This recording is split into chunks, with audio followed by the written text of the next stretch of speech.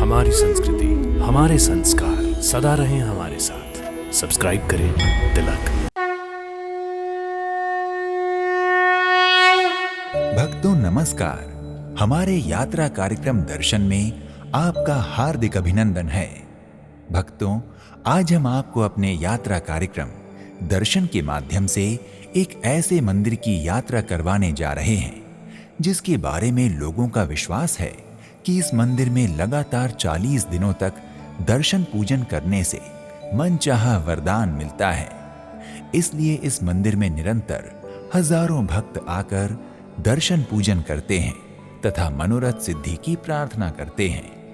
भक्तों, हम बात कर रहे हैं कानपुर के आनंदेश्वर मंदिर की। देखिए, ये कानपुर शहर का बहुत ही अपना धरोहर कह ले और ऐतिहासिक मंदिर है। और यहाँ बाबा आनंदेश्वर के बारे में जो कहा जाता है कि आनंदेश्वराय नमः, आनंदेश्वर बाबा, यहाँ पर आने वाला व्यक्ति आनंदित रहता है। और यहाँ पर आनंदेश्वर बाबा की बहुत ही आस्था और लोगों का विश्वास है। और हम लोग तो 20-25 सालों से नित्य दर्शन बाबा के करते हैं, उनका सौभाग्य है। और इस श्रावण मास में, पावन महीने में मैं यही कहूँगा, बाबा का, आनंदेश्वर बाबा का आशीर्वाद सभी पर बना रहे। भक्तों, कानपुर उत्तर प्रदेश का ही नहीं अपितु भारत का भी एक प्रमुख पौराणिक, ऐतिहासिक और औद्योगिक नगर है। इसका प्राचीन मूल नाम कान्हपुर था। इस नगर की उत्पत्ति का इतिहास संचेती के राजा हिंदू सिंह और महावीर कर्ण से संबद्ध होना बताया जाता है। भक्तों, आनंदेश्वर मंदिर भगवान शिव को समर्पित मंदिर है। ये मंदिर कानपुर नगर में गंगा जी के किनारे परमट नामक स्थान पर स्थित है। कानपुर शहर स्थित शिव मंदिरों में परमट के आनंदेश्वर मंदिर का एक अलग ही स्थान है, क्योंकि इसके बारे में कहा जाता है कि यहाँ भगवान शिव स्वयं शाश्वत व साक्षात निवास करते हैं। इसलिए परमट के आनंदेश्वर मंदिर आने वाले भक्तों के सभी दुख दर्द भगवान के दर्शन मात्र से मिट जाते हैं। महाशिवरात्रि और श्रावण जैसे त्योहारों में आनंदेश्वर मंदिर में देश विदेश के बड़े बड़े व्यापारी आकर भगवान शिव की आराधना कर पुण्य प्राप्त करते हैं। इस मंदिर तक पहुंचने के लिए स्थानीय मार्केट से होकर गुजरना पड़ता है। भक्तों, मान्यता है कि गंगा किनारे करीब 3 एकड़ में बने आनंदेश्वर मंदिर का इतिहास महाभारत काल से पहले का है। इस मंदिर में विराजमान शिवलिंग महाभारत के परम वीर दानवीर कर्ण द्वारा पूजित हैं। भक्तों, लोक कथाओं की माने तो प्राचीन समय में आनंदेश्वर मंदिर के स्थान पर एक विशाल टीला हुआ करता था, जिसके आसपास तत्कालीन राजा कौशल की गायें चरने जाया करती थीं। उन्हीं गायों में से एक गाय थी आनंदी गाय, जो उस टीले पर जाकर बैठती थी और जब वहां से चलने लगती थी तब वो अपने थन का सारा दूध उस टीले पर ही गिरा देती थी। जब राजा के ग्वाले ने देखा कि दूहते समय गाय के थन से दूध नहीं निकलता, तो उसने गाय पर नजर रखना शुरू कर दिया। एक दिन राजा कौशल के ग्वाले ने देखा कि गाय जंगल में गंगा किनारे स्थित टीले पर बैठ गई और जब चलने लगी तो पूरा दूध उसी स्थान पर निकाल दिया। ग्वाले ने ये बात राजा को बताई तो राजा कौशल ने स्वयं इसके विषय में पता लगाने का निश्चय किया। राजा स्वयं कई दिनों तक गाय का पीछा करते रहे और गाय के खुद ब खुद दूध बहाते दृश्य को देखते रहे। एक दिन राजा ने इसका रहस्य जानने के लिए टीले की खुदाई करवाना प्रारंभ किया। कहते हैं 2 दिन की खुदाई के बाद उस टीले से एक शिवलिंग निकला, जिसे देख राजा अत्यधिक प्रसन्न हुए। उसने खुदाई से प्राप्त शिवलिंग की विधि विधान से स्थापना करवाकर यज्ञ, अनुष्ठान व रुद्राभिषेक करवाया। इसके बाद आनंदी गाय ने वहां अपना दूध बहाना बंद कर दिया। यहाँ विराजमान शिवलिंग को प्राप्त करने का माध्यम राजा की आनंदी गाय बनी। इसलिए यहाँ प्रतिष्ठित भगवान भोलेनाथ को आनंदेश्वर कहा जाता है। भक्तों, आनंदेश्वर शिव मंदिर को यहाँ के भक्तगण छोटे काशी की संज्ञा देते हैं। भक्तों को विश्वास है कि इस मंदिर में भगवान शिव सदैव निवास करते हैं। यहाँ भगवान के दर्शन मात्र से आने वाले भक्तों के सभी दुख दर्द मिट जाते हैं। इस मंदिर में खासकर श्रावण महीने में देश से लेकर विदेश तक के व्यापारी, शिव भक्त और सर्वसाधारण श्रद्धालुओं का सैलाब उमड़ता है।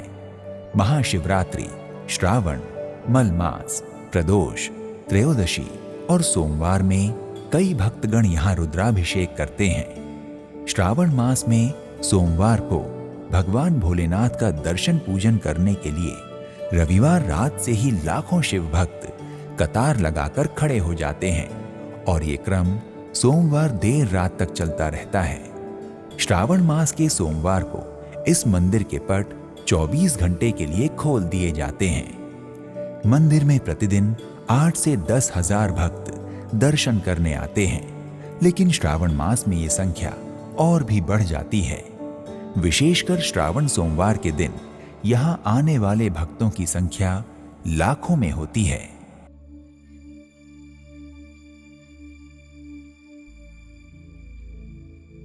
भक्तों, आनंदेश्वर मंदिर के खुलने का समय प्रातः 5 बजे से 12 बजे तक और सायं 4 बजे से रात्रि 10 बजे तक निर्धारित है, लेकिन महाशिवरात्रि और श्रावण सोमवार आदि में ये मंदिर 24 घंटे खुला रहता है। भक्तों, आनंदेश्वर मंदिर में भगवान शिव की प्रतिदिन 4 बार आरती की जाती है।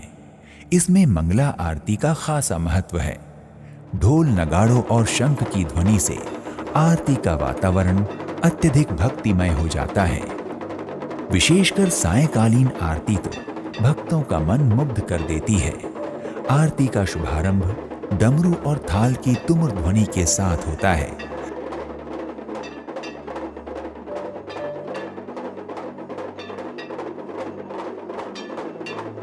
संध्याकालीन आरती का दर्शन करने के लिए आए हुए भक्तों की भीड़ देखते ही बनती है।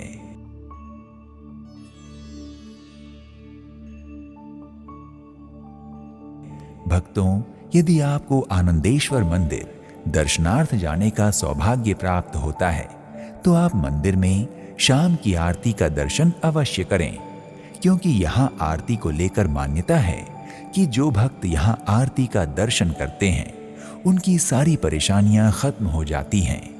और यही वजह है कि दूर दराज से भक्त यहाँ भगवान शिव की आरती का दर्शन करने के लिए आते हैं। भक्तों, कानपुर आनंदेश्वर मंदिर का प्रमुख त्योहार महाशिवरात्रि है।